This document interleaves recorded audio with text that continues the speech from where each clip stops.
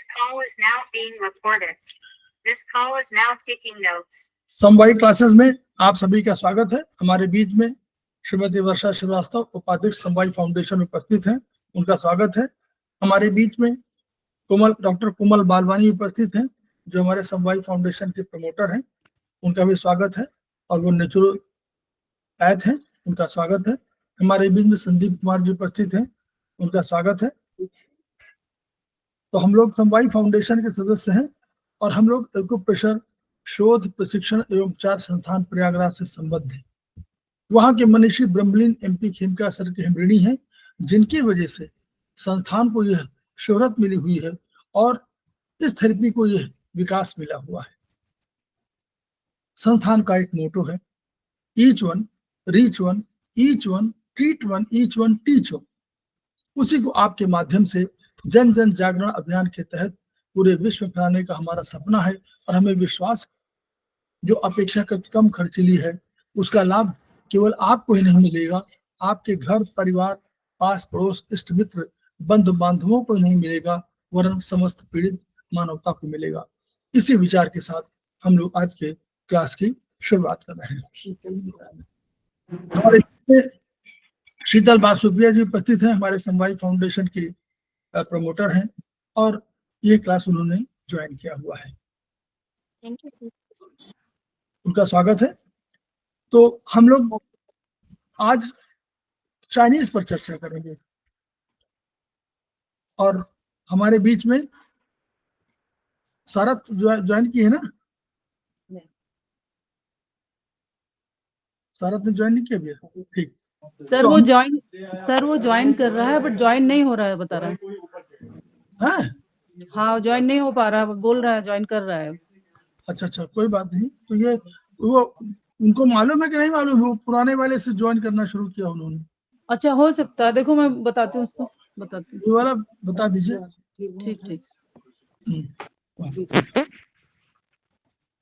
तो हम लोग चर्चा कर रहे हैं, तब तक हम लोग ज्वाइन करते हैं।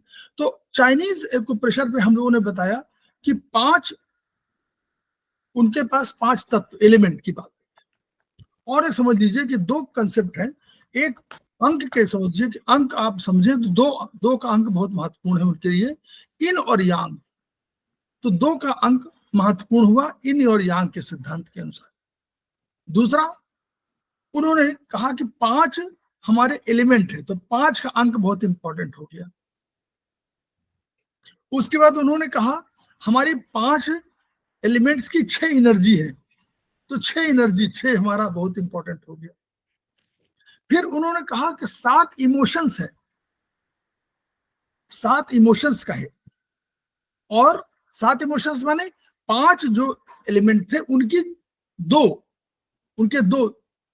दो इमोशंस, मतलब एक के 2 हो सकते हैं, तो ऐसे 2 के।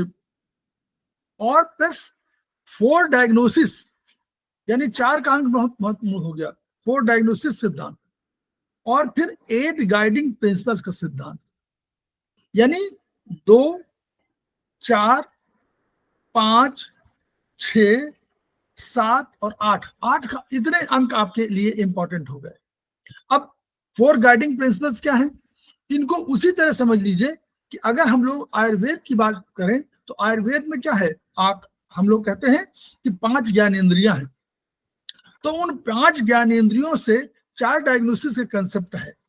तो पहला आप देखिए, पहली ज्ञानेंद्रिय क्या है? सुनकर या सूंघकर।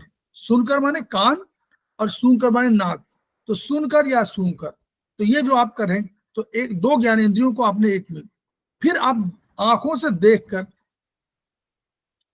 देखकर महसूस करके टच उसका है। तो इस तरह हम लोग उसको समझते हैं। तो 5 ज्ञानेंद्रिय में आकाश पहले हुआ, तो हमारी आंख आ गई, कान आ गए, नाक आ गई, त्वचा आ गई, और मुंह से पूछ करके उससे पूछते हैं आप कि आपको क्या हुआ है, तो ये मुंह का है। और स्पर्श करके आप उनको थपथपाते हैं या देखते हैं कि कैसे है। तो ये तो 5 ज्ञानेंद्रियां हैं, उनके माध्यम से हम लोग 5 ज्ञानेंद्रियों के माध्यम से हम लोग 5 ज्ञान हमारे बीच में प्रतिमा राय जी उपस्थित हो गई हैं, संवाई प्रणाम सर। फाउंडेशन है, फैकल्टी भी है, प्रणाम, उनका स्वागत है। और हमारे बीच में ये सारद जी उपस्थित हो गए हैं, तो वो केरल से जुड़े हुए हैं, बड़ी मुश्किल से जुड़ पाए हैं। बारिश तो नहीं हो रही वहाँ? नहीं सर, वो पता नहीं शायद पुराना लिंक था सर, इसलिए लिंक। अच्छा कोई बात नहीं, वो लिंक वो जो इसमें ग्रुप में तो पड़े हुए हैं ना हम सारद? Yes sir. हाँ तो ग्रुप में अब केवल देखा करिए, ऑनलाइन जो ग्रुप है वो समवाय शिक्षा नहीं, ओके जिसमें सर। इंफॉर्मेशन आ रही है, ठीक है। तो सारद जी हमारे ज्वाइन कर चुके हैं, हमारे समवाय फाउंडेशन के प्रमोटर हैं और आज की फैकल्टी भी है। तो हम उन्हीं की बात को थोड़ा सा शुरुआत कर दे रहे हैं, ताकि वो अपना जो चैप्टर उनका है, चैप्टर 2 है ये ट्रीटाइज का, चैप्टर 2 आज वो इस पर करेंगे। तो फर्स्ट का मैं थोड़ी चीजें बता दे रहा हूँ बस, और कुछ नहीं। तो हम लोगों ने कहा 6 भी हमारे लिए इंपॉर्टेंट हुआ। 5 की 6 एनर्जी, तो अगर जो एनर्जी है उसी एनर्जी का या तो कमी बेसी होगी, यानी कमी मानी क्या, या तो कमी होगी या एक्सेस होगा। कैसे? बाहर हवा चल रही है, विंड एक एनर्जी है, और आपका होम्योस्टेसिस वाला हम लोगों ने पढ़ा है ना, अगर हमारे शरीर का होम्योस्टेसिस उससे क्लैश कर रहा है, यानी सहयोग नहीं दे रहा है, या हम उसके साथ एडजस्ट नहीं कर पा रहे हैं, तो हमें बीमारी आ जाएगी। तो ये 6 एक्सरसाइज की बात है, जो 6 एनर्जी है, हीट, हॉटनेस, और आपका विंड, उधर आपका ह्यूमिडिटी है, उधर आपका ड्राइनेस है, और उधर आपका कूलनेस है। ये जो एनर्जी है, इन्हीं का आपका एक्सेस है, या तो अधिक हो जाएगी, कम हो जाएगी। तो यही आपको, तो एक ये हो गया। फिर 7 इमोशंस है। तो 7 इमोशंस में हम लोग कहते हैं लीवर, जैसे लीवर हम बात करते हैं, लीवर माने वुड, तो वुड का होता है क्रोध, तो क्रोध का हम लोग, दूसरा उसमें एक और जोड़ा गया है इमोशन, जो बच्चे डर जाते हैं, जैसे कोई डरावनी चीज देख लिया तो बिल्कुल बच्चे सुन नहीं पाते, तो फ्राइट जो होती है, वो फ्राइट भी क्रोध से जोड़ी, इसी से जोड़ी गई है, यानी वुड के साथ जोड़ी गई है। फिर फियर, अगर फियर है तो उसको किडनी से जोड़ा गया है, और उसको ग्रीफ, दुख भी हो रहा है, शोक भी हो रहा है, दुख बहुत हो रहा है, तो भी उसको किडनी से जोड़ा गया है। फियर और ग्रीफ को किडनी जोड़ा गया है। सैडनेस अगर मतलब सैडनेस को जो देखा गया है, उसको मेटल से जोड़ा गया है, यानी लंग्स की वो प्रॉब्लम है। तो उसी तरह फिर आपका जॉय को हम लोगों ने फायर के साथ जोड़ा हुआ है, यानी हार्ट और उसके साथ। तो ये हम लोगों के, और एक्सेस जॉय को हॉटनेस, अगर एक्सेस जॉय हो रही है तो यह उसी से पेरिकार्डियम ट्रिपल वार्मर का कंसेप्ट में है। तो ये हम लोगों ने हैप्पीनेस, जॉय, हैप्पीनेस, तो हैप्पीनेस को हम लोगों ने जोड़ दिया है पेरिकार्डियम और ट्रिपल वार्मर साथ। यानी इस तरह 7 इमोशंस के। फिर 8 गाइडिंग प्रिंसिपल्स। तो 8 गाइडिंग प्रिंसिपल माने क्या हुआ, ये जो हमारा इन यांग, एक तो इन यांग का सिद्धांत हुआ, दूसरा हमारा ऊर्जा अधिक या कम है, तो ऊर्जा कम ज्यादा का नुकसान हो गया। इंटरनल और एक्सटर्नल, यानी हम लोग पहले पढ़ चुके हैं इस चीज को, इंटरनल और एक्सटर्नल, शरीर के बाहरी भाग में कि आंतरिक भाग में, ये भी ध्यान देना पड़ेगा। और शरीर, और जो है ये हॉट या कोल्ड, ये हॉट की प्रॉब्लम है या कोल्डनेस की प्रॉब्लम है। तो इन सब चीजों के आधार पर 8 गाइडिंग प्रिंसिपल्स। तो कितने हुआ? 2 हो गया इंपॉर्टेंट इन यांग, 4 हो गया, 5 हो गया, 6 हो गया, 7 हो गया, 8 हो गया। इतने हम लोगों के अंक जो है बहुत महत्वपूर्ण हो गए, और इन्हीं पे थ्योरी बनी। अब देखिए, जो चाइनीज सिस्टम था, तो उनमें मेरिडियन सिस्टम बहुत इंपॉर्टेंट हुआ, और इन यांग का सिद्धांत बहुत महत्वपूर्ण हुआ। प्लस बायो एनर्जी की बात की उन्होंने, जो एनर्जी 3 तरह से मिलती है, या तो आप किडनी मिलेगी, माता पिता से मिलेगी, और वो पूरे ईश्वर से मिलेगी, और पूर्व जन्म से मिलेगी, वो किडनी मिलेगी। दूसरी आपकी पार्थिव ऊर्जा है, जो आपको स्क्रीन देगी, और वो आप जो भोजन करेंगे उससे, जो भोजन है, जल है, वायु, सब उसी में है, आपका ऑक्सीजन वगैरह सब उसी में है, ये पार्थिव ऊर्जा है। और तीसरी ऊर्जा आपकी ब्रह्मांड की ऊर्जा। ब्रह्मांड की ऊर्जा को आप, थोड़ा दार्शनिक कंसेप्ट है, इसको कंफ्यूज मत करिएगा, ये कभी भी ऑक्सीजन नहीं है, ये कभी भी नाइट्रोजन नहीं है, ये कभी भी कार्बन डाइऑक्साइड नहीं है, ये ब्रह्मांड की ऊर्जा अलग ऊर्जा है। तो ये एक दार्शनिक विचार है जो 3 ऊर्जाओं के हुआ। प्लस उन्होंने एक सिद्धांत दिया कि जितना भी हम प्रकृति के साथ तादात्म्य करेंगे, प्रकृति के साथ एसोसिएट करेंगे अपनों, जैसे जैसे अगर प्रकृति कह रही है सर्दी है तो आपको उसमें गर्म कपड़े पहनने हैं, सर्दी के साथ तादाद में करना है। गर्मी के साथ हमको कम कपड़े पहनने हैं तो ये गर्मी के साथ करना है। हमको कहीं धूप में जा रहे हैं तो हमको प्रिकॉशन लेना, पानी वानी पी के रखना है। तो ये सब चीजें, उसी तरह सूर्य उगता है 6 बजे और डूबता है आपको 6:30 बजे मान लीजिए, तो 6 बजे के पहले आपको सूर्य को प्रणाम करना चाहिए, यानी सूर्य को नमस्कार करना चाहिए। सूर्य नमस्कार इसीलिए जोड़ा गया। सूर्य नमस्कार माने क्या हुआ कि आप उठने लगेंगे सूर्य के समय पर, उसका अर्थ ये है। तो सूर्य नमस्कार इसलिए हुआ कि सूर्य जो दिन और रात का पैमाना है कि इतने बजे दिन है शुरू हो जाता है, इतने बजे रात शुरू हो जाती है, इसके प्रगति के साहचर्य की भावना रखिए, तादाद रखिए। ये पूर्व की संस्कृति है, तो चाइनीज हो चाहे इंडियन वाली रही हो, भारतीय दर्शन की रही हो, दोनों में यही बात है। दूसरा तो इसी को उन्होंने कहा एक ऑर्थोपैथी, इसी को शब्द का कहा ऑर्थोपैथी, यानी सहज जीवन। ये सहज जीवन था। अगर प्रकृति से तादाद में रखते हैं तो सहज जीवन है। और आर्टिफिशियल जीवन क्या है? हेट्रोपैथी। तो ऑर्थोपैथी एक शब्द आया है जो उन्होंने लिखा अपनी किताब में, हमारे खड़का सर ने किताब में लिखा हुआ ऑर्थोपैथी और हेट्रोपैथी, मतलब दूर रहना, उससे अलग रहना प्रकृति से, और प्रकृति से सहज जीवन को, सहज जीवन में आपको बीमारी कम हो, असहज जीवन में आपको बीमारी अधिक हो। प्लस उन्होंने कहा कोई भी ऊर्जा जो जब रहेगी तो 2 काम करेगी, वो चलती रहेगी, जब तक चलती रहेगी, जब तक आपका तरल चलता रहेगा, जब तक आपका रक्त चलता रहेगा, जब तक आपका ऊर्जा चलते रहेंगे, तब तक बाधित नहीं होगी, तो वो आपके लिए हमेशा रोग से मुक्ति दिलाएगी। लेकिन कहीं रुकी तो प्रॉब्लम हो गई, कहीं जो चीजें बाहर निकलनी है वो रुकी तो प्रॉब्लम है, जो चीज अंदर आनी है, यानी आप भोजन लेना, आपने उसमें कहीं कमी किया तो इन सब चीजों के आधार पर उन्होंने एक ट्रीटमेंट की पद्धति डेवलप किया, जिसको हम लोग आज की डेट में TCM, ट्रेडिशनल चाइनीज मेडिसिन बोलते हैं। ये जो किताब महत्वपूर्ण किताब थी वो ये किताब है। इस किताब का नाम है येलो एम्परर। दिखाई पड़ रहा सबको? Yes sir. Yellow emperor classics of medicine. ये येलो एम्परर माने ये जो था हुआंग डी ने जिंग, ये येलो एम्परर के नाम से राजा थे, मशहूर थे। और ये इनके एक कोर्ट फिजिशियन थे, चीबो, CHIBO, चीबो। और ये कोर्ट फिजिशियन थे। दोनों के बीच में जो वार्तालाप होता था उसी को उन्होंने अपनी इस किताब में दर्ज किया हुआ है। तो ये किताब है, तो इसलिए ये किताब महत्वपूर्ण है। और इसी के आधार पर जो चाइनीज सिस्टम है TCM का, वही डेवलप हुआ और कहा गया। तो अब हम लोग उस पर यहाँ तक खत्म कर लेंगे। इन यांग का जो सिद्धांत है वो हम लोग सेकंड में लेंगे। अब मैं सारथ जी का स्वागत कर रहा हूँ, ये सारथ का स्वागत कर रहा हूँ पुनः। उनको मैं अब क्लास सौंप रहा हूँ कि वो अपना जो सेकंड चैप्टर है ट्रीटाइज 1 का, उसको है हम लोग 5 एलिमेंट सिद्धांत के नाम से जानते हैं।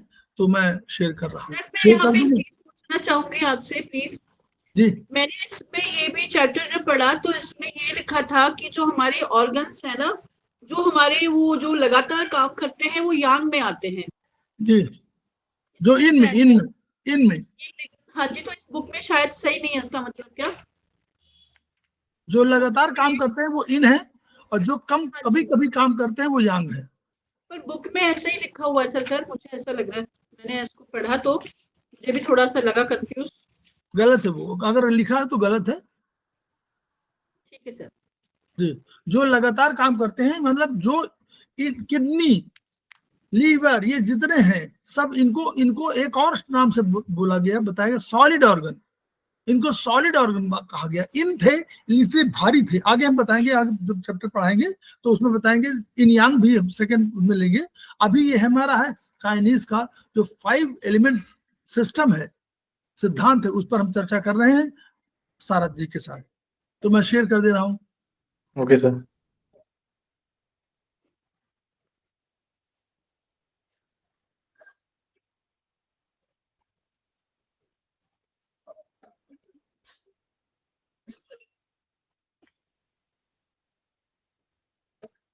शेयर हो रहा है? ये सर हो रहा है। वाह, ये क्या बात है? This is your. और लोग अपने को म्यूट कर लेंगे जी। ये सारा तो ये चैप्टर है थ्योरी ऑफ 5 एलिमेंट्स। तो उससे जाने से पहले हम पहले ये जान लेते थे, जो टीसीएम है उसका जो मेन कंसेप्ट है, इट्स ऑल अबाउट बैलेंस, यानी होम्योस्टेसिस का है। तो टीसीएम ये मानता है कि अगर आपकी बॉडी में कोई डिजीज है तो उसका मतलब है आपकी बॉडी में कोई ना कोई कहीं ना कहीं इम्बैलेंसेस हैं। फॉर एग्जांपल जैसे यहाँ दिया हुआ है कि अगर आपकी बॉडी में वाटर एलिमेंट जो अगर इम्बैलेंस है तो वो मैनिफेस्ट होता है आपकी बॉडी में स्वेलिंग के फॉर्म में। सिमिलरली और एग्जांपल दिए हुए हैं, जैसे कि यहाँ अर्थ का दिया हुआ है, या अगर आपकी बॉडी में फैट कंटेंट ज़्यादा है या बढ़ रहा है तो इसका मतलब है कि जो आपका अर्थ एलिमेंट है वो इम्बैलेंस है। तो अब अगर आपको ये दोनों जो कंडीशंस है वो आपको ट्रीट करनी है तो आपको क्या करना होगा, आपको जो भी आपका वाटर एलिमेंट है और जो अर्थ एलिमेंट है उसको आपको बैलेंस करना पड़ेगा। वैसे यहाँ जो एग्जांपल दे रखे हैं, तो बेसिकली ये होता है कि हम उसको जो भी ट्रीटमेंट करते हैं वो है बेसिकली बॉडी में बैलेंस क्रिएट करने के लिए। अगर इम्बैलेंस हुआ है तो उसकी वजह से डिजीज हुई है, तो यानी इम्बैलेंस हुआ है। अब वो डिजीज को क्योर करना है तो इसका मतलब जो बॉडी में इम्बैलेंस हुआ था उसको दोबारा हमें सही करना है। बैलेंस जो भी ऑर्गन्स के बीच में या एलिमेंट्स के बीच में जो भी बैलेंस है उसको हमें मेंटेन करना है। जो सेकंड इसमें जो पैराग्राफ है उसमें ये जैसे दे रखा है कि कुछ जैसे बीमारियां होती हैं क्रॉनिक या एक्यूट, जैसे ओल्ड बहुत बीमारियां बहुत टाइम से है, तो बहुत टाइम से अगर वो बीमार है इसका मतलब कि जो ऑर्गन था या जो ऑर्गन है वो बहुत टाइम से या तो डेफिशिएंट होगा या फिर यानी वो बहुत ज़्यादा ही एनर्जी से काम कर रहा है। ठीक है, उसकी वजह से क्या होगा, जो जैसे कि जो आपके 5 एलिमेंट्स होते हैं ना ये लाइक इंटरडिपेंडेंट है। इनके बीच में एक ना साइकिल है जो डायनेमिक बैलेंस है इनके बीच में। अगर वो थोड़ा सा भी हिल जाता है तो उसकी वजह से जो उसके रिलेटेड जो भी ऑर्गन्स हैं उनमें दिक्कतें हो जाती हैं, जिसकी वजह से आपके बॉडी में डिजीज होती हैं। सो जैसे चाइनीज थ्योरी के मुताबिक जो हमारा जैसे हेवन है, ये जो पूरा ब्रह्मांड है, मतलब हेवन हो गया आपका, अर्थ हो गया, ह्यूमन, ये 5 एलिमेंट से बने हैं। वो 5 एलिमेंट्स हैं आपके water, would, fire, earth and metal. Okay, तो हम देखते हैं अब ये जो 5 एलिमेंट्स हैं इनके करस्पॉन्डिंग, इनको रिप्रेजेंट करने के लिए हमारी बॉडी में डिफरेंट ऑर्गन्स हैं। फॉर एग्जाम्पल जैसे अगर आप ये देख सकते हैं 5 एलिमेंट चार्ट में, जो वुड एलिमेंट को रिप्रेजेंट करता है हमारी बॉडी में वो है 2 ऑर्गन है आपके liver and gall bladder. Fire को जो रिप्रेजेंट करते हैं वो है आपके हार्ट एंड स्मॉल इंटेस्टाइन वैसे, और आपके pericardium and triple warmer. Earth element को रिप्रेजेंट करते हैं आपके stomach and spleen. Metal element को रिप्रेजेंट करते हैं आपके lungs and large ally. Water को करते हैं आपके urinary bladder and kidney. Okay, तो अब हम जान लेते हैं ये इसके बारे में थोड़ा, जो नेक्स्ट पेज में है। यस, जैसे यहाँ दे रखा है yin and yang organ. Okay, तो उसमें जैसे आप देख सकते हैं यिन ऑर्गन है आपके liver, heart, spleen, lungs, kidney. तो एक और मैं चीज़ वो बताना भूल गया कि इसमें एक इंपॉर्टेंट चीज़ है, जो आपके एंडोक्राइन ग्लैंड्स होते हैं जो हार्मोन्स सीक्रेट करते हैं, वो भी आपके जो 5 एलिमेंट्स है उनको बैलेंस करने में मदद करते हैं। ठीक है, यस सर, नेक्स्ट पेज। तो जैसे आपके यिन ऑर्गन है वो है आपके liver, heart, spleen, lungs and kidney. Yang organ है आपके gall bladder, SI, stomach, large intestine and UB. और जो आप देख सकते हैं इसके बगल में लिखा हुआ है रिलेटेड एलिमेंट्स जो हैं, जैसे would, fire, earth, metal and water. Okay, अब इन्होंने 2 तरीके से इसको हम वो कर सकते हैं, समझाते हैं, जैसे कि हस्बैंड वाइफ के फॉर्म में। ठीक है, तो इसमें जैसे कि अब लिवर को माना गया है, liver is the husband and gall bladder is the wife. तो अब वो नीचे उसको एक्सप्लेन किया हुआ है। ऐसा है, एक सेकेंड, हम लोग इस बात को किताब में लिखा हुआ है, लेकिन ये हम लोग को सबको सोचना है। ये हम लोग हस्बैंड वाइफ के रिलेशनशिप को मानते हैं, लेकिन कभी ये मत सोचेंगे कि लीवर हस्बैंड है, गॉल ब्लैडर वाइफ है। इस रिलेशनशिप को मानने में कहीं हमको कंफ्यूजन हो सकता है, कहीं कहीं डिफरेंट हो सकता है लिखा हो, तो फिर आप कंफ्यूज हो जाएंगे। बस इतना मानिए, पेयर ऑर्गन है, one is husband, one is wife. Which is husband, which is wife, we can not know. ठीक है, नंबर 1। हम लोग दूसरे ऑर्गन समझते हैं, solid organ and hollow organ. Solid माने जो भारी हो वही सॉलिड होगा। तो भारी क्या है? इन भारी है, इन से बना हुआ पृथ्वी, तो इन भारी हुआ जो नीचे की ओर गया, और स्वर्ग ऊपर की ओर हुआ तो ऊपर की ओर हल्का होगा। तो जो हॉलो ऑर्गन है वो हल्का ऑर्गन है, वो यांग ऑर्गन है, बस। तो हॉलो इसमें ये अब लिखा रह दीजिए, किताब को हम चेंज नहीं कर सकते, लेकिन हम लोग अपने समझने के कंसेप्ट को चेंज कर लीजिए बस। ठीक है, हाँ, तो सर जो सॉलिड ऑर्गन है उनको यिन माना गया है और जो हॉलो ऑर्गन उनको यांग माना गया है। ठीक है सर, अब इसमें सर ये चार्ट दिखा दीजिए, जनरेटिव साइकिल जो है। अब ये जो हमने बोला कि जैसे जो 5 एलिमेंट्स हैं इनके बीच में एक बैलेंस रहता है, ठीक है? तो ये जो साइकिल है वो इसको डेमोंस्ट्रेट कर रहा है कि वो किस तरीके से उनके बीच में ये जो बैलेंस है कैसे वो एक-दूसरे को अफ़ेक्ट करते हैं। फॉर एग्ज़ाम्पल अच्छा इसमें ये जैसे ये है आपका फायर एलिमेंट, ओके? फायर इसमें से बन जाएगा। Yes sir. अब ये 2 तरीके से होता है ये इसमें जैसे कि एक होता है आपका जनरेटिव या क्रिएटिव साइकिल, एक होता है आपका डिस्ट्रक्टिव या फिर जो है कंट्रोल साइकिल, ओके? ये 2 साइकिल होता है। जब बैलेंस में होता है तो ये होता है आपका cycle normally control cycle and ये आपका जनरेटिव साइकिल। जब ये इम्बैलेंस हो जाता है तब वो होता है आपका ओवर एक्टिंग साइकिल या ओवर कंट्रोलिंग साइकिल और इंसल्टिंग साइकिल। यानी कि जब आपकी बॉडी में बीमारियां हो जाती हैं, बीमारी होती है तो ये साइकिल बिल्कुल बिल्कुल बिगड़ जाता है। तो तब वो 2 साइकिल अलग होती हैं, वो होती है आपकी ओवर एक्टिंग साइकिल और आपका इंसल्टिंग साइकिल। तो हमें यहाँ पढ़ना है जो बेसिकली है जो जब वो बैलेंस में हो, तो वो है आपका जनरेटिव साइकिल और आपका ये डिस्ट्रक्टिव साइकिल। तो पहला जैसे इसमें आप देख सकते हैं जो फायर है, फायर एलिमेंट है, वो आपके अर्थ एलिमेंट को क्रिएट करता है, ठीक है? और जो आपका अर्थ एलिमेंट होता है वो आपको मेटल क्रिएट करता है, मेटल या मेटल को आप ऐसे मान सकते हैं जैसे मिनरल टाइप, ठीक है? और जो मेटल एलिमेंट होता है वो आपके वाटर को क्रिएट करता है। अब और वाटर एलिमेंट जो है वो आपके वुड को क्रिएट करता है, वुड आपके फायर को। एक पूरा साइकिल है, ठीक है? जो ये बाहर-बाहर की तरफ जो आप देख रहे हैं वो पूरा ये है आपका जनरेटिव साइकिल है। अब जो अंदर जो बने हुए हैं, जो क्रिस क्रॉस जो जैसे बने हुए हैं जो ये एरोज़, वो है आपका कंट्रोलिंग साइकिल को दिखाता है। जो बीच वाला जो एरो है जो, ठीक है? जिसमें है कि जैसे कि आप देख सकते हैं जो आपका फायर एलिमेंट है, उस वो कंट्रोल करता है आपका वाटर। वाटर जो है फायर को कंट्रोल कर सकता है। आप सोच सकते हैं जैसे कि कोई आग बुझानी हो तो आप पानी डाल देते हैं। तो लाइक दैट वैसे आप समझ सकते हैं। और जैसे कि जो जैसे फायर कंट्रोल करता है आपके मेटल को, ठीक है? और जैसे मेटल कंट्रोल करता है आपके वुड को एंड वुड कंट्रोल करता है आपके अर्थ एलिमेंट को। जैसे कि आपने कभी जैसे गार्डनिंग में जैसे लैंडस्लाइड ये सब होती है, आपने देखा हो जब जैसे जो लूज़ हो जाता है सॉइल, तो उसको हम करने के लिए हम जैसे पेड़ लगाओ बोलते हैं हम। तो वैसे आप समझ सकते हैं एग्ज़ाम्पल के थ्रू। और जैसे कि पानी को कंट्रोल करना है तो आपको यानी अर्थ एलिमेंट जो है वो पानी को कंट्रोल करता है। जैसे आप गार्डनिंग में देख सकते हैं, जैसे जो हम वो चैनल बनाते हैं जिसके थ्रू पानी, तो उसको अगर कंटेन करना हो तो हम जैसे मिट्टी डाल देते हैं या फिर वो कर देते, तो आप वैसे समझ सकते हैं। तो ये हो गया आपका कंट्रोलिंग साइकिल, ये हो गया, दूसरा हो गया आपका जनरेटिव साइकिल। अब जो वो जनरेटिव साइकिल है उसमें आता है कंसेप्ट जैसे जैसे रुकन इसमें जो वही जो अभी मैंने बोला था वही इसमें लिखा हुआ है, जैसे कि water nourishes tree which produce would and the water element is mother of. तो इसमें कंसेप्ट आता है आपका मदर एंड सन वाला कंसेप्ट। फॉर एग्जांपल जैसे कि आपका जैसे वुड एलिमेंट है जो अर्थ एलिमेंट को क्रिएट करता है या फिर नरिश करता है, क्रिएट करता है, नरिश करता है। तो उसमें जो आपका जो लिवर हो गया वो आपका मदर एलिमेंट हो गया और जो आपका हार्ट है वो आपका सन एलिमेंट हो गया। तो वो इसमें आ गया। ऐसे समझ सकते हैं इसको थ्रू मदर सन रिलेशनशिप के थ्रू आप समझ सकते हैं, जो इसमें डिटेल में दिया हुआ है। नेक्स्ट है आपका डिस्ट्रक्टिव साइकिल या कंट्रोल साइकिल, जिसमें क्या होता है एलिमेंट एक दूसरे को कंट्रोल करते हैं। बैलेंस बेसिकली पर्पस होता है आपका बैलेंस बनाए रखना। तो थ्रू नरिशमेंट के थ्रू भी होता है और थ्रू कंट्रोलिंग के थ्रू भी होता है, जो एलिमेंट्स के बीच में जो। तो इससे क्या होता है एक पूरा बैलेंस बनाए रखते हैं जो 5 एलिमेंट्स हैं। फॉर एग्जांपल यहाँ पे जैसे एग्जांपल दे रखा है कि जो यहाँ पे है लाइक वही वाटर एलिमेंट जो होता है वो है controller of heart and small SI का फायर एलिमेंट का। सिमिलरली जैसे वुड का है वो आपका अर्थ है, तो उसके रिगार्डिंग यहाँ पे बात करी करी हुई है, ठीक है? डिफरेंट ये ओके। उसके बाद सर 3 टाइप्स की डिसीज़ के बारे में बताया गया है, acute hyper disease, chronic hyper disease and सब एक्यूट डिजीज़। अ, अब जैसे हम जानते हैं कि अगर बॉडी में जो अगर डिजीज़ होती हैं टीसीएम के अकॉर्डिंग वो इम्बैलेंस की वजह से होती है। अगर आपकी बॉडी में जो इम्बैलेंस अभी रिसेंटली हुआ है यानी कि कुछ दिनों या कुछ हफ्तों का हुआ है, तो वो जो भी बीमारियाँ होंगी वो एक्यूट टाइप ऑफ डिजीज़ में आ जाएँगी, ठीक है? उसको उसमें केस में बेसिकली क्या होता है, उसमें क्या होता है आपका कोई ऑर्गन जो होता है वो ज़्यादा से जितना उसका एनर्जी उससे ज़्यादा वो एनर्जी सीक्रेट करता है। तो उस केस में क्या करेंगे हम उस ऑर्गन को अगर हम सीडेट कर दें, तो क्या है वो बैलेंस हो जाएगा वो ऑर्गन, ठीक है? तो फॉर एग्जांपल अब इसमें क्या हमने बता रखा है कि जैसे कि हम जानते हैं हर जो ऑर्गन होता है वो एक मेरिडियन से कनेक्टेड है।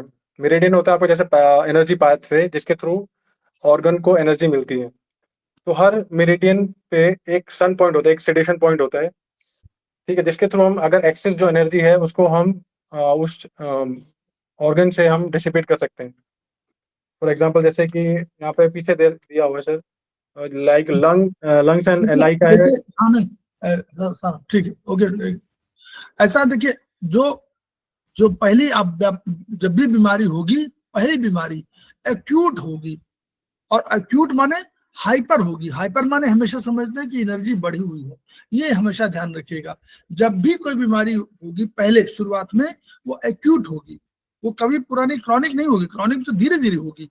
पहले आपको आएगा, जैसे मान लीजिए अभी बारिश का मौसम है, अचानक आपको बारिश का नमी लग जाएगी, तो जो नमी है ये नमी आपको क्या करेगी, आपके उसमें तुरंत अटैक कर देगी। ये पहला अटैक होगा, वो एक्यूट होगा, और उसको हम लोग हाइपर बोलेंगे। इसको हम लोग कई जगहों से आगे करेंगे। इसमें एनर्जी आपकी बढ़ जाएगी। उस ऑर्गन में, जो मेरिडियन की बात कर रहे हैं, उस मेरिडियन में ऊर्जा बाहर से अधिक आई है, इसलिए वो तुरंत एक्यूट हो जाएगी, इसमें एनर्जी बढ़ गई है, तो इसलिए वो हाइपर कंडीशन कहलाएगी, नंबर 1। नंबर 2, दूसरी होगी मध्यकालीन, माने सब एक्यूट। अभी एक्यूट तो है, थोड़ा पुरानी हो रही है, लेकिन अभी क्रॉनिक नहीं हुई है। अभी आपको जो है सब एक्यूट बोलेंगे, सब एक्यूट कंडीशन होगी। इसमें एनर्जी बड़ी होगी, लेकिन बहुत घटी भी नहीं है। बड़ी तो होगी, कम हो गई होगी, क्योंकि धीरे धीरे एनर्जी जैसे जैसे क्रॉनिक होती जाती है, जैसे जैसे पुरानी होती जाती है, आपके शरीर की ऊर्जा कम होती जाती है। पहले तो आपको एक्यूट आई, हाइपर हुई, धीरे धीरे ऊर्जा आपकी शरीर की क्यों ऊर्जा कम होगी, क्योंकि वो सारी चीजों का जो आपकी बीमारी आई है, वो कहीं ना कहीं शरीर के अंदर सारे ऑर्गन्स को प्रभावित करने लगती है। तो अपने ऑर्गन अपना फंक्शन नहीं कर पाते हैं। जब फंक्शन नहीं कर पाते तो उनकी एनर्जी घटने लगती है। तो धीरे धीरे जैसे पुरानी होती जाएगी, वैसे हाइपो कंडीशन हो जाएगी, तो हाइपो डिजीज के नाम में माना जाता है। आयुर्वेदिक की परिभाषा में अगर कहें तो नई उग्र बीमारी को हम लोग कहेंगे वात की बीमारी, वात की बीमारी।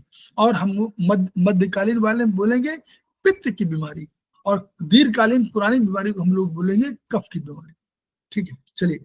यस सारथ। Yes sir. तो जैसे हम देख सकते हैं, थोड़ा समझने का यहाँ पे है, जैसे कि लंग्स एंड एलआई का यहाँ पे पॉइंट ऑफ सेडेशन पॉइंट बता रखा है, जो है वाटर पॉइंट। अब ये वाटर पॉइंट क्यों है? तो जैसे हम जानते हैं, मेटल क्या क्रिएट करता है या फिर नरिश करता है आपके वाटर एलिमेंट को। यहाँ पर आ जाइए, फिर वही दिखा दे, यस सर, साइकिल दिखा दे, ताकि जो इसी में एक पॉइंट हम थोड़ा सा ऐड कर दें बस। तो ये देखिए, आपको कंट्रोल, ये इस साइकिल को ध्यान रखिएगा, इसको बिल्कुल आप बिल्कुल ध्यान में, बिल्कुल नक्शे की तरह याद रखिए। पहला अब यहीं पर समझ लीजिए, हम लोग पहले हमने चैप्टर में बताया था, जो शुरू में बताया था, कि जब भी कोई ऑर्गन कोई होगा, ब्रह्मांड की समस्त वस्तुएं इन तत्वों के, 5 तत्वों के सम्मिलित संयोग से हमारा शरीर का निर्माण हुआ है। हमारा शरीर, सारथ का शरीर, अन्य किसी का शरीर, सबका शरीर 5 तत्व से बना है।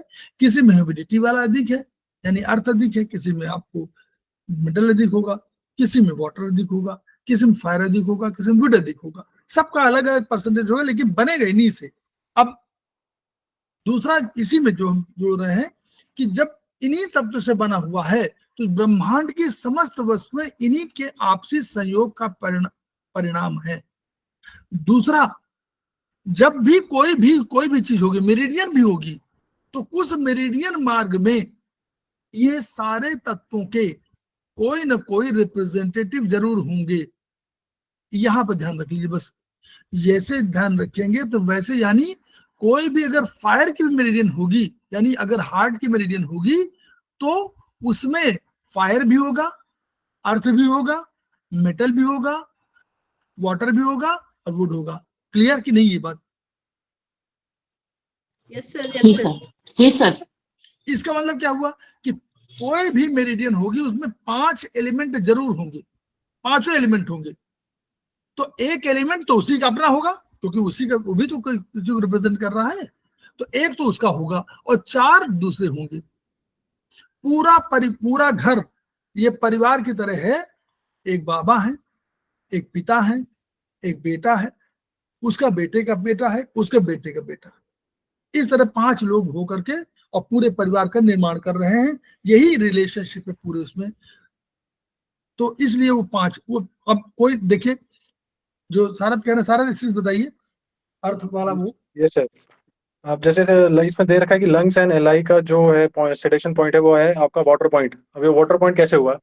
आप जैसे इसमें देख सकते हैं कि मेटल क्रिएट करता है आपके वाटर को। तो जो वाटर जो हो गया वो उसका सन हो गया, मेटल क्या हो गया उसका मदर। तो यानी कि अगर हमें जो सेडेशन पॉइंट होंगे मेटल एलिमेंट के, वो होंगे आपके वाटर पॉइंट। सिमिलरली आप नेक्स्ट देख सकते हैं स्टोमक एंड स्प्लीन का, वो है मेटल पॉइंट है जो सेडेशन पॉइंट है। क्योंकि आप देखिए जैसे कि इसमें आपका जो स्टोमक एंड स्प्लीन है आपका अर्थ को जो मतलब उस क्रिएट करता है आपका मेटल। तो यानी जो सन होगा वो होगा मेटल पॉइंट, मेटल होगा जो क्योंकि अर्थ क्रिएट करता है मेटल को, तो जो भी उसके जो सेडेशन पॉइंट होंगे वो आपके मेटल पॉइंट होंगे, जो है आपके ST45 एंड SP5। नेक्स्ट आप देख सकते हैं हार्ट एंड SI का है, जो सेडेशन पॉइंट है वो अर्थ पॉइंट है। वो अर्थ पॉइंट क्यों है?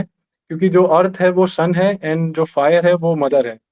तो जो आपके फायर वाले एलिमेंट या फायर जो भी एलिमेंट को रिप्रेजेंट करते हैं ऑर्गन, उनका जो पॉइंट सेडेशन पॉइंट होगा वो होगा अर्थ पॉइंट होगा उस मेरिडियन में। वैसे ही आप देख सकते हैं किडनी का जो है जैसे वाटर एलिमेंट है, वाटर एलिमेंट क्रिएट करता है आपका वुड को, एंड वुड यानी हो गया आपका सन, एंड जो वाटर एलिमेंट हो गया मदर। तो जो उसका सेडेशन पॉइंट होगा वो होगा वुड पॉइंट उस मतलब यूबीएन किडनी पे। वैसे ही सब में pericardium, triple warm, gall bladder and liver पे। अब अगला अब आप, अब आप इसमें प्रश्न हम लोग कर रहे हैं सब लोगों से, ये बताइए कि जब सन पॉइंट हम लोग कह रहे हैं तो सन पॉइंट का इसमें चार्ट से कुछ समझ में आ रहा है? सन पॉइंट चार्ट से बताइए आप लोग जो लोग सुन रहे हैं। चार्ट में लिखा हुआ है, देखिए डायरेक्शन किधर है, बोलिए। देखिए डायरेक्शन माने क्या हुआ? डायरेक्शन देखिए ऊपर किनारे की डायरेक्शन दिखाई पड़ रही है। वुड से एक तीर बना हुआ है फायर की ओर, फायर से तीर बना हुआ है अर्थ की ओर, अर्थ से तीर बना हुआ है मेटल की ओर, मेटल से एक तीर बना हुआ है किडनी की ओर, क्या किडनी से वुड की ओर। इसका अर्थ क्या है? इसका अर्थ है कि ऊर्जा ऐसे ही मूव कर रही है। तो यानी देखिए देखिए देख लीजिएगा इसमें, किडनी का बेटा कौन है? लीवर। तो अगर लीवर को आप ट्रीट करोगे तो यानी किडनी से ऊर्जा कहां जाएगी? लीवर की ओर जाएगी ना। तो लीवर तो और खींच लेगा, तो लीवर खींच लेगा तो किडनी का जो पॉइंट है वो कमजोर हो जाएगा ना, मतलब कम रह जाएगी ऊर्जा ना, इसलिए सेडेशन पॉइंट हो गया वो। अगर मदर पॉइंट पर देखिए, मदर पॉइंट क्या हुआ? Liver is the mother of heart. तो अगर लीवर के किसी पॉइंट पर आप ऊर्जा पॉइंट ट्रीट करेंगे तो यहां ऊर्जा बढ़ेगी। जैसे ऊर्जा बढ़ेगी वैसे ही वो ऊर्जा फ्लो करेगी किधर तरफ? हार्ट की तरफ। तो हार्ट में ऊर्जा बढ़ जाएगी। बिल्कुल व्यावहारिक वही समझिए जो जीवन में होता है। मदर के पास कोई पैसा है तो वो अपने बेटे को तुरंत दे दे, ये मदर रिलेशनशिप है। सन के पास, अगर सन को आप करेंगे तो सन मदर से पैसा ले लेगा, तो इसलिए वो मदर को सिडेट कर देगा। लेकिन अगर मदर के पास पैसा होगा तो वो सन को टोन कर देगी। बस ये रिलेशनशिप है। सर तो इसमें जो हमारा पीछे वाला जो बनता है जैसे वुड है, तो जो पीछे वाला हुआ वो हमारी मदर हुई, और जो उसके आगे वाला है वो उसका बेटा हुआ। नहीं, आगे वाला तो हाँ बना उसी तरह। पहले ये समझिए कि वुड से फायर बनता है। कैसे? जंगल में आग लगती है, अपने आप लगती है, याद करिए। तो जंगल है वुड, तो फायर, तो वुड इसलिए माना गया कि वुड ने फायर को क्रिएट कर दिया। फिर फायर क्या हुई? फायर जब बुझ गई,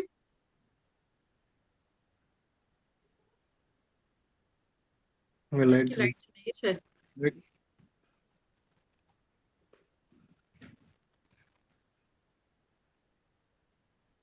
ये थोड़ा ना सर आप जो हमारी क्लास ले रहे हैं ना, तो ये थोड़ा ना मतलब इसको समझ में तो आता है पर वो अभी दिमाग में बिल्कुल ऐसे बैठ नहीं रहा। मैम एट ए टाइम आपको सिर्फ 2 एलिमेंट लेने हैं, सिर्फ 2 एलिमेंट, 3 नहीं लेने, आपको सिर्फ 2 एलिमेंट लेने हैं। तो उसमें एक मदर हो जाएगा आपका, एक सन हो जाएगा, तब आपको समझ में आ जाएगा। लाइक फॉर एग्जांपल जैसे आप ये पहला वाला ले लीजिए लंग्स एंड एलआई का।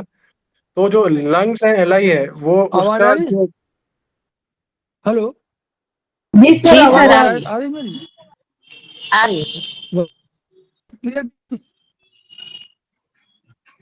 तो मैम आपको एक साथ 2 एलिमेंट लेने, सिर्फ 2 एलिमेंट, 3 नहीं लेने। 2 एलिमेंट लोगे तो आपको समझ में आ जाएगा, क्योंकि मदर एंड सन के बीच में है। तो आपको सिर्फ 2 एलिमेंट लेने एक एट अ टाइम। हाँ सर, वरना कंफ्यूजन हो जाता है फिर। आवाज आ रही? इसीलिए एट ए टाइम आप 2 एलिमेंट लेके चलेंगे तो आपको समझ में आएगी। जैसे अगर मेटल और वो लेना है तो मेटल और वाटर लीजिए, वाटर और वुड लेना है तो वाटर और वुड लीजिए, वुड एंड फायर लेना तो वुड एंड फायर, तो आपको समझ में आ जाएगा। नहीं तो आपको अगर 3 लोगों का कंफ्यूज हो जाओगे। आप पहले सिर्फ 2 के बीच में जो रिलेशन उसको आपको देखना है सिर्फ। Okay, right sir, right, thank you sir. हमें किसी को सेडेट करना है तो उसके मदर को सेडेट करना होगा, है ना, कुछ ऐसा। नो देखिए, मैम, नहीं हम पहले समझिए डॉक्टर कोमल, आवाज आ रही कि नहीं? देखिए हाँ जी, ये हाँ जो जी सर, चार्ट, ये चार्ट है, इस चार्ट से केवल ये समझना है हमको कि जो तीर की दिशा में जो रिलेशनशिप हम लोगों ने पहले बताया कि कौन मदर है, कौन बेटा है, कौन, इसमें सब में मदर जो है वुड है और बेटा है सन, वो बेटा है हार्ट, और हार्ट के बाद जब हार्ट मदर, वो मदर है तो स्प्लीन उसका सन है, स्प्लीन मदर है तो लंग्स उसके सन है, और लंग्स मदर है तो किडनी उसके सन है, और किडनी जब मदर है तो लीवर उसका सन है। ये रिलेशनशिप को पहले समझना है, तो उसका हर का पॉइंट नहीं मिलेगा। तो जब भी कभी सन के पॉइंट को आप ट्रीट करोगे तो वैसे ही मदर का पॉइंट सेडेट हो जाएगा। जब मदर के पॉइंट को आप ट्रीट करोगे, टोन करोगे, तो सन का पॉइंट भी टोन हो जाएगा। करना क्या है, करना उसी में है, मतलब आप किडनी के मेरिडियन में ही 5 पॉइंट आपके बने होंगे, तो किडनी के पॉइंट पे ही जब आप किडनी के मतलब वो लीवर पॉइंट को करोगे, ट्रीट करोगे, तो आपको किडनी से एनर्जी लीवर में चली जाएगी, यानी किडनी सिलेक्ट हो जाएगी। ये उसका अर्थ है, पॉइंट वही रहेंगे, किडनी में ही ट्रीट करना है, बाहर उसी के पॉइंट है। 5 पॉइंट हमेशा होंगे किडनी में, पॉइंट K1 होगा, K1 गुड पॉइंट होगा, K2 फायर पॉइंट होगा, K3 आपका अर्थ पॉइंट होगा, और K7 आपका होगा इसका मेटल का पॉइंट, और K10 होगा आपका किडनी का पॉइंट, यानी जल का पॉइंट। तो इस तरह सारे पॉइंट उसमें है। तो जब भी हम K7 को करेंगे तो वो मदर पॉइंट है, तो K7 जैसे करेंगे तो K7 को करते ही किडनी टोन हो जाएगी। राइट। और सर इसमें जो हमारे यहाँ से yin वाले ही पॉइंट्स आते हैं क्या इसमें सिर्फ? जैसे अभी हम लोग किडनी की बात करें, लीवर की बात करें, तो ये सारे जितने भी yin ऑर्गन्स हैं वो ही आएंगे सिर्फ इसमें? नहीं, सारे इन यांग दोनों, ये भी यांग के दोनों रिलेशनशिप में यही है, यांग में भी यही है। जैसे यांग में gall bladder is the father या mother of gall bladder.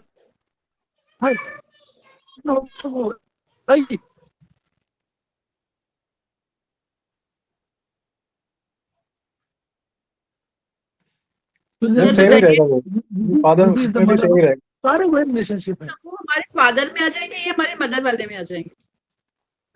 Father mother खुद को भी कहिए, मतलब है उसका मदर ही हम लोग बोलते हैं, मदर पॉइंट कहते हैं हम लोग, केवल फादर पॉइंट नहीं बोले हैं, मदर पॉइंट और सन पॉइंट, बस 2 मैं वो जो पेयरिंग है ना वो इसी को फॉलो करती है, एनर्जी फ्लो को, जो पेयरिंग है जो एनर्जी फ्लो है, बस एग्जैक्टली। तो उसको ध्यान रखिए। तो ये पॉइंट हमको याद करने पड़ेंगे, उन पॉइंट को याद कर लेंगे। तो जैसे हम K7 का लगाएंगे, अब मान लीजिए हम लोग K1 को कर दिया, जैसे K1 को हम लोग टोन करेंगे मान लीजिए, तो K1 में एनर्जी बढ़ जाएगी, तो यानी आपका किडनी में एनर्जी कम हो जाएगी, ये उसका अर्थ है।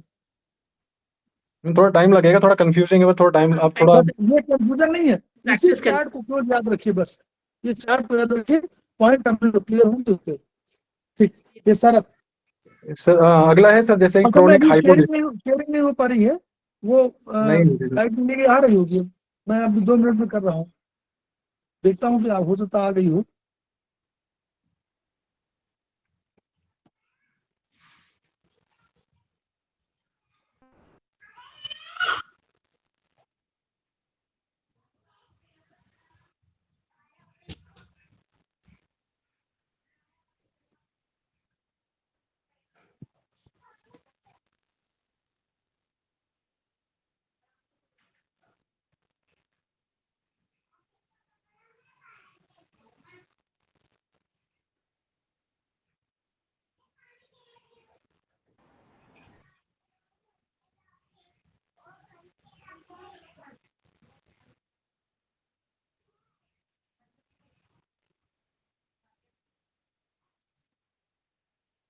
आवाज आ रही कि नहीं? आ रही है? आवाज आ रही है, आवाज आ रही है सर। ठीक ठीक, बस अभी बस एक सेकंड शेयर कर लो।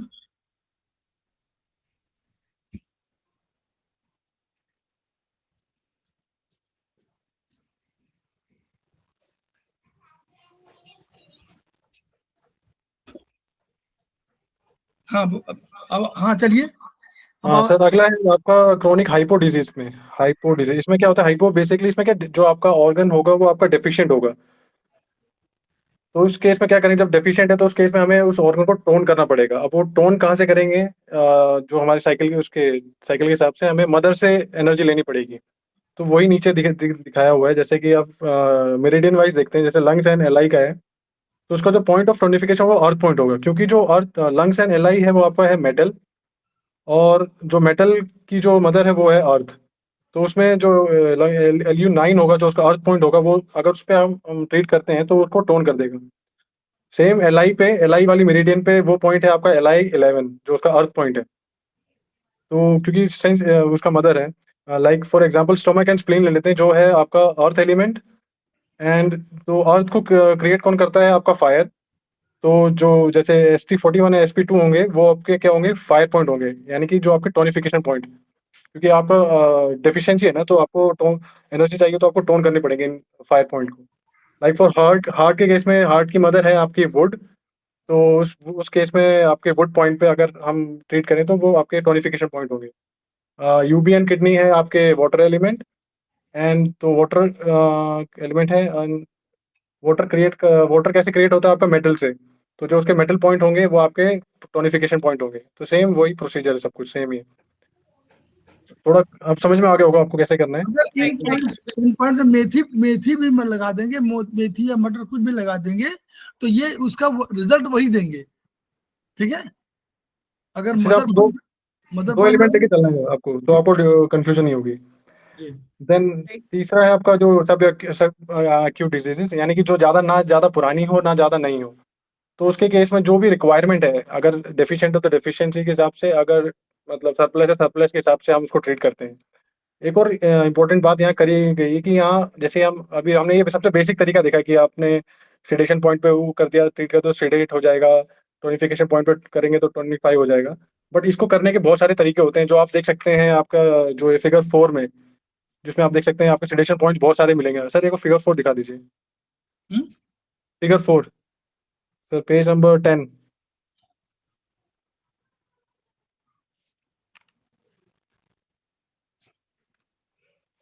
Yes sir.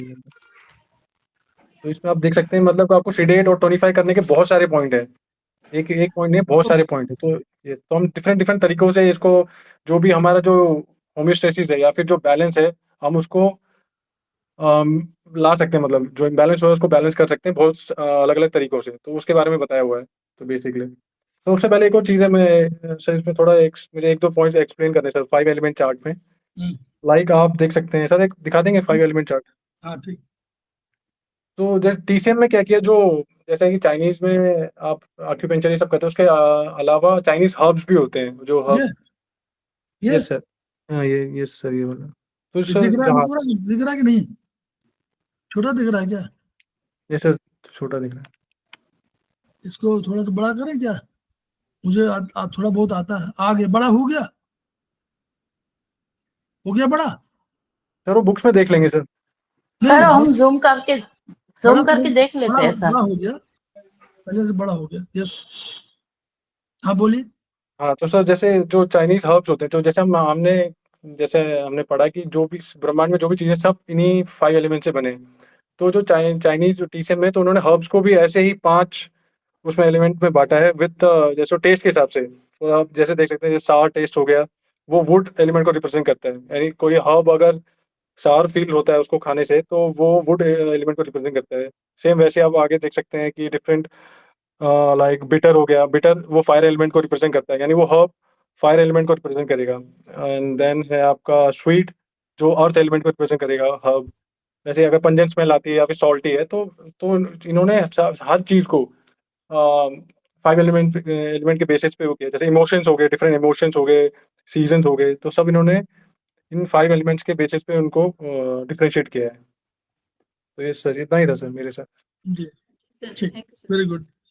तो ये देखिए आप लोगों ने इस चार्ट को, जो पहले तो हम बता दें ये चार्ट क्यों बताया।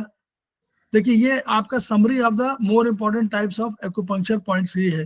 देखिए सारे वुड पॉइंट, इसको जिंगवेल पॉइंट भी आगे पढ़ेंगे आप चैप्टर में, जिंगवेल पॉइंट भी बोल सकते हैं इसको। ये वात पॉइंट, देखिए लिखा हुआ वात पॉइंट दिख रहा है सब लोगों को। Yes sir. Would point is वात पॉइंट। फायर पॉइंट इज, देखिए फायर पॉइंट जो है आपका पित्त पॉइंट है, और इसको युंग स्प्रिंग पॉइंट बोलते हैं, ठीक है। फिर मेटल में जिंक रिवर पॉइंट है, फिर वाटर का कप पॉइंट है। तो यानी हम लोग अगर आयुर्वेदिक की बात करें तो हम लोग वुड पॉइंट भी आ गया, पित्त पॉइंट फायर पॉइंट हो गया, और जो हमारा वाटर पॉइंट है वो हमारा कप पॉइंट है। अब ये टोनिफिकेशन पॉइंट, मदर पॉइंट, जो मदर पॉइंट जो बताया वो टोनिफिकेशन पॉइंट है। सिडेशन पॉइंट सन पॉइंट है। ऑर्गन सोर्स पॉइंट, इसको डार्कनेस पॉइंट भी कहा है, नोट कर लीजिए इसको। ये जो डार्कनेस यानी ऑर्गन सोर्स पॉइंट को डार्कनेस पॉइंट भी बोल दिया है। तो ये बैक शू पॉइंट हमारे होंगे, कुछ एसोसिएटेड पॉइंट्स होंगे। इनको अलार्म पॉइंट, फ्रंट शू पॉइंट को अलार्म पॉइंट बोला उन्होंने कि अलार्म पॉइंट माने अलार्म देंगे, कोई बता देंगे कि बीमारी कहाँ है तो कहीं शरीर में दिखाई पड़ जाएगी। फिर लियो कनेक्टिंग पॉइंट कभी एक आ गया, उसको हॉटनेस पॉइंट होगा। ये भी नोट कर लीजिए, अभी कभी आप आएगा उसमें, तो ये हॉटनेस पॉइंट भी कहलाते हैं। तो हॉटनेस पॉइंट कहलाने से इनकी एनर्जी वही हो जाएगी जो एनर्जी हॉटनेस की है। तो हम इस एनर्जी को हॉटनेस एनर्जी में भी कर सकते हैं। तो और चाइनीज में हॉटनेस का ऑरेंज कलर है ना, तो इन पॉइंट्स का कलर ऑरेंज भी हो सकता है। क्लियर। फिर जीक्लर पॉइंट पर एक्यूमुलेटिंग पॉइंट बोलते हैं, जहाँ एक्यूमुलेट हुई है। फिर एंट्री पॉइंट, ये LU1 एंट्री पॉइंट है और ये LU7 एग्जिट पॉइंट है, यानी एनर्जी यहाँ से उनके हिसाब से यहाँ पर आती थी और यहाँ से जाती थी। फिर लोअर मीटिंग पॉइंट आपका ये लोअर हीशी पॉइंट है, और इस तरह डिस्टल पॉइंट भी इन्होंने अलग से दे दिया है। तो ये आप लोगों को ये चार्ट को धीरे धीरे समझना है। दूसरा इन्होंने दिया, ये अगर ऑर्गन कोई बैलेंस करना है आपको तो बैलेंसिंग पॉइंट पर आप कर लीजिए उसको। टोनिफिकेशन करना तो ये टोनिफिकेशन पॉइंट है और ये सिडेशन पॉइंट है। तो इन पॉइंट पे अगर मेथी भी लगा देंगे, देखिए बैलेंसिंग पॉइंट में मेथी भी लगा देंगे तो भी होगा, टोनिफिकेशन पॉइंट को टोन कर देंगे तो हो जाएगा, सिडेशन पॉइंट को सिडेट कर देंगे तो हो जाएगा। तो ये पॉइंट आपको करने हैं। अगर किसी एनर्जी माने जो ऑर्गन में किसी लंग्स में एनर्जी बढ़ी है तो इन पॉइंट को सिडेट कर देंगे, या मेथी लगा देंगे ये पॉइंट पे तो भी सिडेट हो जाएगा। ठीक है। तो ये बैलेंसिंग पॉइंट के हिसाब से दिए हुए हैं, बहुत बढ़िया पॉइंट है। इन पर हम लोग ऊर्जा का उपचार कर सकते हैं। सर थोड़ा ये जो बैलेंसिंग है ना, यानी कि टोनिफिकेशन तो समझ में आ गया कि हमें घटानी है, हमें बढ़ानी है, लेकिन जो बैलेंस करना है ना वो मतलब उसका क्या हुआ? तो बैलेंस, ये बैलेंसिंग पॉइंट दिया हुआ कि अगर इन पॉइंट्स को आप लगाएंगे, मेथी लगाएंगे तो ये पॉइंट बैलेंस हो जाएंगे। यानी कि अगर हम स्वस्थ हैं तो भी हम इसको लगाते रहेंगे तो बैलेंस रहेंगे, ऐसा?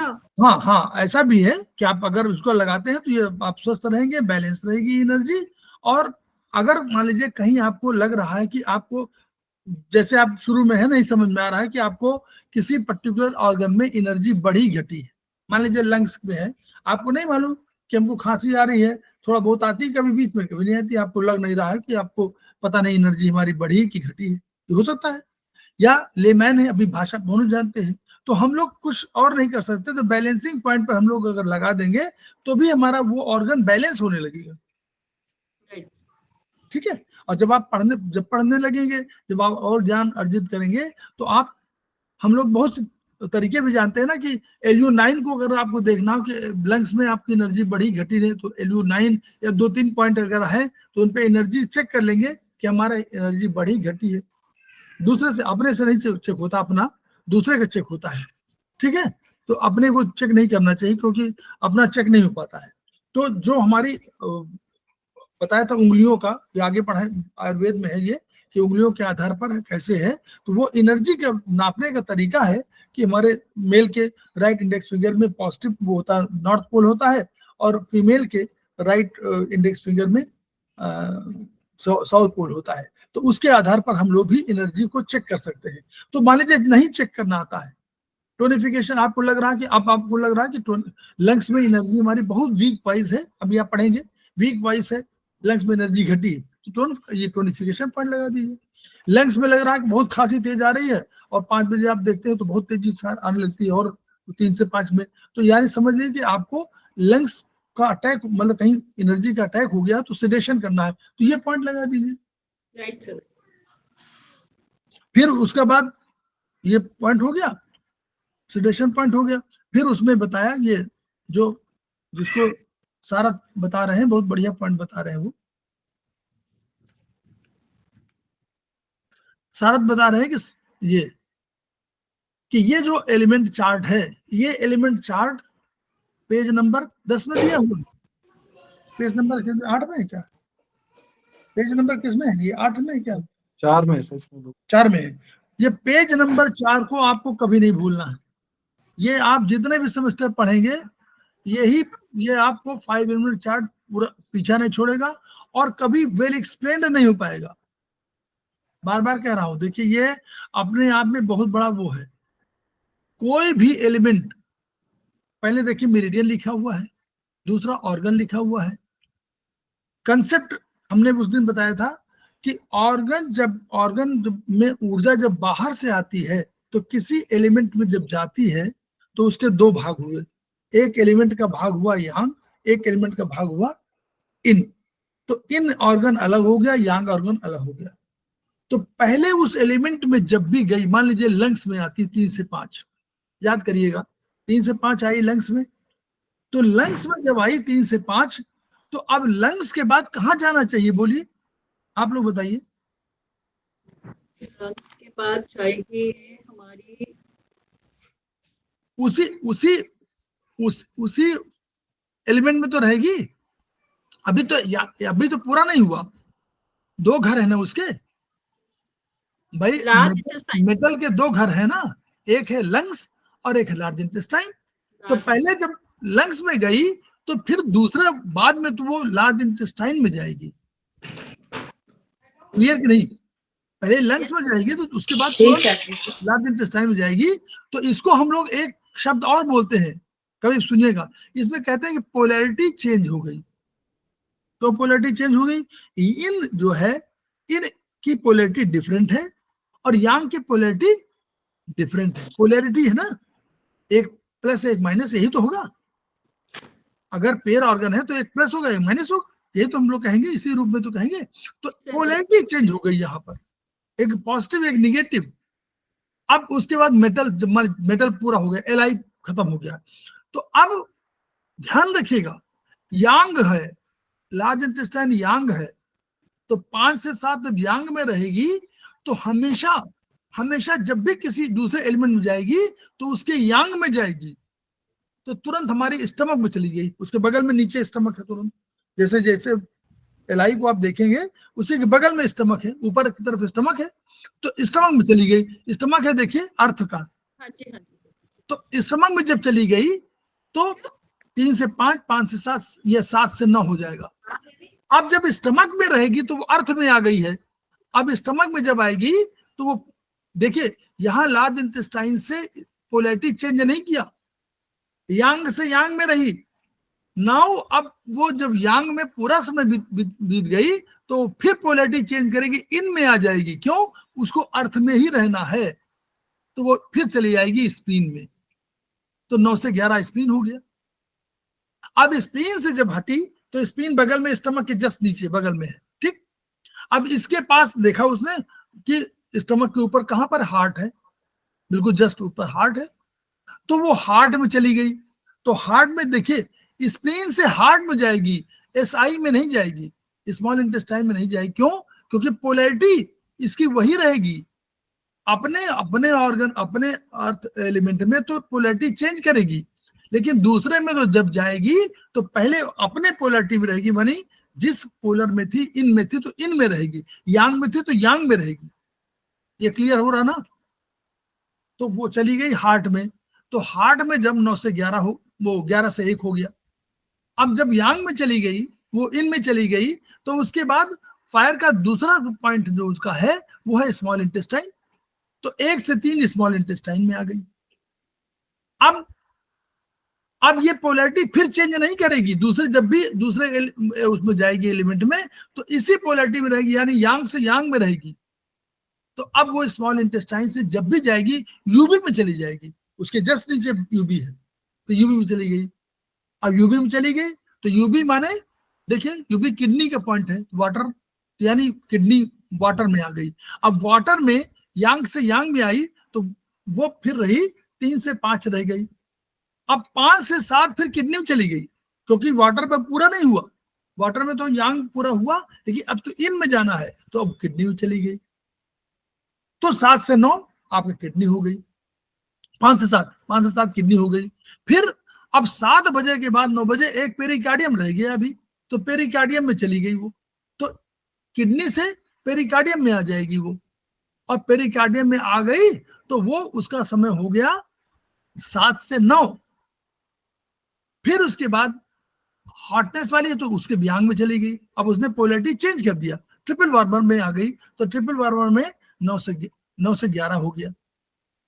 अब बचा केवल एक ही वुड एलिमेंट, तो जब ट्रिपल वार्मर से गई तो तुरंत गॉलब्लैडर में चली गई, क्योंकि पोलैरिटी चेंज नहीं करना उसे दूसरी जगह, दूसरे घर में तो वही जाएगा, पुरुष पुरुष के रूप में जाएगा, महिला महिला के यहाँ जाएगी बस इस रूप में, तो वहां दूसरे में चली गई तो गॉलब्लैडर आ गया 11 से 1 और इसके बाद लीवर 1 से 3। और फिर जब 3 बजे हुआ तो फिर चली गई कहाँ एनर्जी, याद करिए लंग्स में 3 से 5, तो लीवर से लीवर इन था फिर इन में चली गई। तो ये पूरा चक्र चलता रहा। क्लियर? उसके बाद हम लोग अभी 2 मिनट का और समय है, फिर एनर्जी हम लोगों ने पढ़ दिया, कोई दिक्कत नहीं। सीजन आता है तो स्प्रिंग, देखिए वुड की एनर्जी क्या है, विंड, तो विंड सबसे अच्छी कहाँ मिलती है, कब मिलती है, किस सीजन में मिलती है बताइए, बोलिए। अरे तो सब लोग चले गए क्या? विंटर में सर? इसमें सबसे बढ़िया हवा विंटर मिलती है, तुरंत ठंडक लग जाएगी आपको। विंटर में हवा बाहर निकल के देखिए, तुरंत पूरा मफलर पहन के निकलते हैं लोग। सबसे अच्छी हवा केवल एक ही होती है, सब ऋतुओं का राजा हमारे यहाँ पूरा पढ़ाया गया, हाई स्कूल में पढ़ाया जाता है। हाँ, सॉरी सर, ऋतुराज बसंत बोलते हैं, ऋतुराज बसंत बोलते हैं उसको, ऋतुराज बोलते ही नाम ही उसका है। बनन में बागन में बग रहो बसंत है, यानी वनों में और बागों में फैला हुआ है बसंत। तो वो सबसे बढ़िया सीजन स्प्रिंग सीजन है, तो वहां विंड सबसे अच्छी मिलेगी। हीट कब मिलेगी, गर्मी में कि ठंडक में? गर्मी में। गर्मी में सर। वो मालूम है, दोनों चीज है। फिर देखिए ह्यूमिडिटी कब मिलेगी, इसमें क्या मिलेगी आपको, बारिश के टाइम। तो बारिश उन्होंने लिख करके लेट समर कह दिया। अगर हम लोग हिंदुस्तान मतलब भारतवर्ष में होते तो हम लोग कहते वर्षा ऋतु, लेकिन चाइनीज में उन्होंने कहते लेट समर कह दिया, उन्होंने वर्षा ऋतु नहीं कहा। और फिर सूखा, सबसे सूखा मौसम कौन सा बोलिए, जब पतझड़ होता है। जब पतझड़ होता है तो आपको बड़ा लगता है सूखा मौसम हो गया, ह्यूमिडिटी खत्म हो जाती है, सूखा मौसम शुरू हो जाता है और आपका मन उदास होने लगता है सूखे मौसम में, याद करिए। और फिर कोल्डनेस आ जाती है, कोल्डनेस विंटर में मिलेगी। तो ये एनर्जी के सीजन के आधार पर है। एज का रिलेशनशिप इस पर है, एज को लाइफ साइकिल से जोड़िएगा। देखिए पढ़िए, 1 से 10 इसमें बच्चों को एक्टिविटी होनी चाहिए, अगर एक्टिव नहीं है तो प्रॉब्लम। 11 से 20 ग्रोथ होना चाहिए, अगर ग्रोथ नहीं है तो प्रॉब्लम। 21 से 30 फुल ग्रोथ हो जानी चाहिए, बोन्स आपकी 21 साल तक डेवलप करती है और उसके बाद 25 साल तक रीमॉडलिंग होती रहती है, बस 25 साल बाद खत्म। तो यानी इसमें फुल ग्रोथ अगर नहीं हुई तो प्रॉब्लम। मतलब देखिए 1 से जोड़िए, फिर उसके बाद 31 से 40, अब इसमें क्या हो गया, प्रॉस्पेरिटी, जो कुछ आपको मिलना है उसमें जीवन में वो सब मिल चुका होता है। उसके जैसे ही 40 साल की उम्र हुई आपके सेल्स डैमेज होना शुरू हो जाते हैं, और सेल्स डैमेज माने डैमेज तो पहले भी होते हैं लेकिन तब पहले डैमेज कम होते हैं, बनते अधिक है। अब इस समय क्या होता है, डैमेज अधिक होते हैं, बनते कम है। तो ये एट्रॉफी शुरू हो जाती है, और एट्रॉफी के बाद फिर ओल्ड एज शुरू हो जाती है। इसमें सेल्स और डिके होते रहते हैं और बनते कम है। Clear? Up to the age of, जो भी जितने साल जीवित रहेंगे 51 से प्लस ऑनवर्ड्स, ठीक है, ये है। फिर आप देखिए मसल सिस्टम, मस्कुलर सिस्टम हमेशा डिपेंड करता है किस पर? लीवर पर। फिर सर्कुलेशन सिस्टम, देखिए फायर है ना, circulation system, heart. Nervous system pericardium और ट्रिपल वार्मर और फ्लैश स्टमक पर बेस्ड है ना। और स्किन आपका बॉडी हेयर, ये मेटल पे है, लंग्स जिम्मेदार है। और आपका बोन्स का संबंध और है, जो आपके सर के बाल हैं उनका संबंध किडनी से है। तो अगर वहां आपके बोन्स को गड़बड़ हो रही है या आपको सर के बाल झड़ रहे हैं, टूट रहे हैं, तो आपका ध्यान जाना चाहिए कहाँ पर?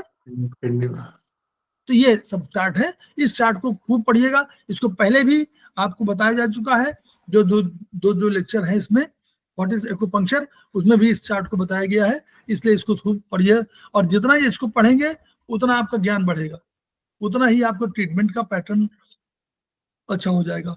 तो हम लोग सारथ जी को धन्यवाद दे रहे हैं, और हम लोगों ने ये बहुत अच्छे से सागर जी ने हमें कराया जी। तो थैंक यू सर। सारथ आगे कंटिन्यू करेंगे, मान लीजिए। तो सारथ का पूरा आज पूरा हो गया सारथ जी? जी सर, हो गया, वो कंप्लीट हो गया सर। तो कोई लेना चाहेंगे, कोई उसमें अगले को लेना चाहेंगे, हम शुरू कर दें आगे? कोई सर आप पढ़ा दीजिए सर, मैंने ये कोई चैप्टर आपको दे दें? सर कौन सा वाला है? यिन यांग वाला? नहीं अभी नहीं, उसके बाद वाला। आपको बोला ना सर 2 चैप्टर का, शायद 8 या 9 वाला चैप्टर। 8 9 में है क्या? सर मैं 8 और 9 सर, वो लियो कनेक्टिंग है, अलार्म पॉइंट वाला।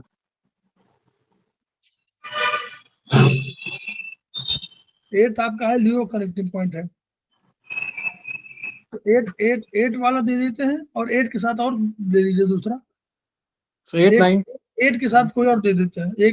एक में 8 के दो चैप्टर कल दे दें कि बाद में दें? बताइए, जल्दी से बताइए, बता दीजिएगा आज बता दीजिएगा अभी शाम तक, रात तक, ठीक है। तो हम लोग सारथ जी को धन्यवाद दे रहे हैं कि बढ़िया हम लोग पढ़ा। हम लोग देखिए पढ़ना स्वयं है, समझने का तरीका बताते हैं। कहीं आपको प्रॉब्लम रहेगी, आपका ग्रुप डिस्कशन खुला हुआ है, स्टडी ग्रुप है, सबको सेमेस्टर 1 का स्टडी ग्रुप ओपन है, ओपन टू ऑल है। आप उसमें अपने पॉइंट डालिए, जब आप पॉइंट डालेंगे तो आपको अधिक ज्ञान होगा। और हमारा उद्देश्य यही हम लोगों का कि हम लोग ज्ञान बढ़ाएं, ज्ञान ही नहीं बढ़ाएं बल्कि, और ज्ञान बढ़ाने के 2 अर्थ हैं। एक तो हम लोग खेमका सर के सपनों को पूरा करें, दूसरा हमारा भी तो कुछ इच्छा हो रही होगी कि हमको अपना ज्ञान बढ़े और प्लस ट्रीटमेंट में हमको बेटर फील हो, हम अधिक बढ़िया ट्रीट कर सकें। तो दोनों उद्देश्यों के लिए खेमका सर को हम लोग श्रद्धांजलि के रूप में देते हैं कि उनका जो सिद्धांत है उसको हम लोग पूरा करें। केवल एक ही सिद्धांत है, एक ही लाइन है उनकी, वही लाइन में, उसी लाइन में सारी लाइनें जुड़ी हुई हैं। क्या है? Each one reach one. जैसे ही एक ईच वन रीच वन जाता है, तो अगर उस पीड़ा में कोई पीड़ित आदमी है तो उसको जाएंगे तो आप उसको ट्रीटमेंट तो करेंगे ही करेंगे, और ट्रीटमेंट करेंगे तो आप उसको कहीं ना कहीं कोई ज्ञान देंगे ही देंगे। ये पॉइंट यहाँ लगा दो, तो ये भी टीचिंग हो गई ना।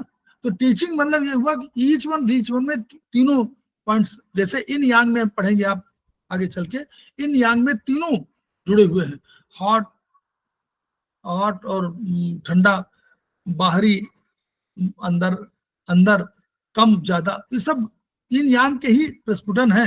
वैसे ही सेंटेंस एक है, ईच वन रीच वन। तो हम लोग खेमका सर के सपनों को पूरा करेंगे। क्या है सपने? Each one reach one, each one treat one, each one teach one. इन्हीं शब्दों के साथ हम लोग 2 मिनट का ब्रेक लेते हैं, फिर हम लोग आते हैं। Okay sir. जी सर, जी थैंक यू। जी सर।